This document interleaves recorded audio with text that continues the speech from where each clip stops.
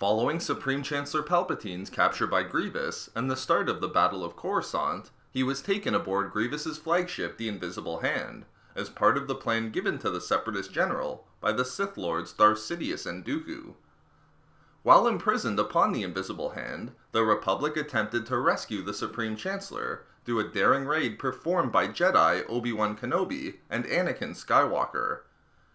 However, during the rescue, while Palpatine and the two Jedi were still inside the Invisible Hand, the Venator-class Star Destroyer, the Guarlara, fired upon the Separatist flagship, inflicting significant damage and almost sending it crashing into Coruscant. This leads to a perfectly reasonable question. What were the writers thinking? I mean, why did the Republic fire upon the Invisible Hand with Palpatine still inside, thereby putting the Supreme Chancellor in danger?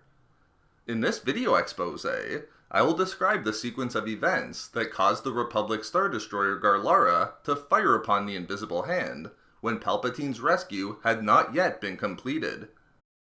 Let's be clear, the Republic, and more specifically the Venator Guarlara, didn't fire upon the Invisible Hand while Palpatine and his Jedi rescuers were still inside because of a rogue officer or number of clone troopers aboard the Republic Star Destroyer, nor for any reason related to the Republic willing to endanger the Supreme Chancellor for an opportunity to take down Grievous and his flagship.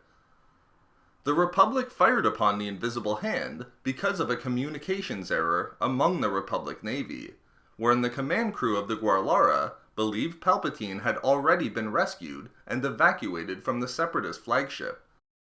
The fact that such a potentially dangerous communications error occurred shouldn't be too surprising given the chaos of the Battle of Coruscant as depicted in the Revenge of the Sith novelization, particularly during the moments just prior to the Guarlara attacking the Invisible Hand. After the Republic's ARC-170s and V-Wings took out the final Vulture droids defending the Invisible Hand, Coruscant Home Fleet Strike Group 5 quickly moved into action against Grievous. Strike Group 5 consisted of 3 Carrot-class light cruisers, the Integrity, Indomitable, and Perseverance, and a single dreadnought, the Mass Ramdar. Well before the error involved with the Guarlara's attack, these vessels of Strike Group 5 unleashed an attack upon the Invisible Hand, demonstrating that the communications error had been established even prior to the Venator's attack at close range.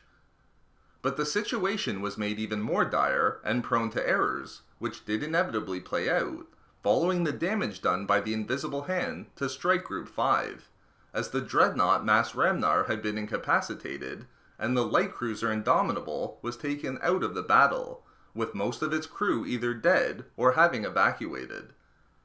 It was at this point in the Battle of Coruscant where the extent of the communications error within the Republic Navy is demonstrated most within the Revenge of the Sith novelization. The Lieutenant Commander of the Integrity, Lorth Nida, hailed Grievous and offered the Separatist leader a chance to surrender his flagship, or else be destroyed. The fact that the Republic believed that the Supreme Chancellor had already been rescued and evacuated is clearly seen within Nida's terms of surrender to Grievous. With Grievous having discovered that Dooku had been killed, and that Palpatine was in possession of Obi-Wan and Anakin, and therefore having no way of proving that Palpatine was still on the Invisible Hand, Nida pressed Grievous into either surrendering his ship, or providing proof and confirmation that the Supreme Chancellor was still alive within 10 minutes, or the Republic would destroy the Invisible Hand. Clearly, the communications error was in full effect at this time, as the command crew of the Integrity, as well as the rest of the Republic superiors within Strike Group 5, firmly believed that Palpatine was evacuated off the Invisible Hand by the time they relayed their ultimatum to Grievous. Firm in this belief, and not knowing that Palpatine, let alone Obi-Wan and Anakin, was still on board the flagship, any attempt by Grievous to convince Nida that the Republic was wrong was seen by the Republic as a bluff for the Separatist general to obtain more time. It wasn't until Obi-Wan and Anakin gained control of the Invisible Hand and its comm station to relay that they captured the vessel that the Republic became aware of their communications error and understood that Palpatine truly was still on board. Having recognized their error, the Republic, and Lieutenant Commander Nida in particular, furiously moved to remedy the situation by ordering the Coruscant surface defense system to stand down and not fire upon the capital ship.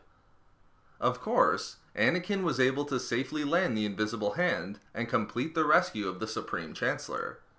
But nonetheless, a communications error within the Republic Navy directly led to the Guarlara firing upon the Invisible Hand with Palpatine still inside, and almost resulted in the death of the Supreme Chancellor. So there we have it, why the Republic fired upon the Invisible Hand when Palpatine had not yet been rescued and evacuated. We love making these videos, so why not subscribe for more fun Star Wars theories and discussions? Also, if you enjoyed the video, think about giving a like or leaving a comment. If not for me, for knowing when to say I'm sorry.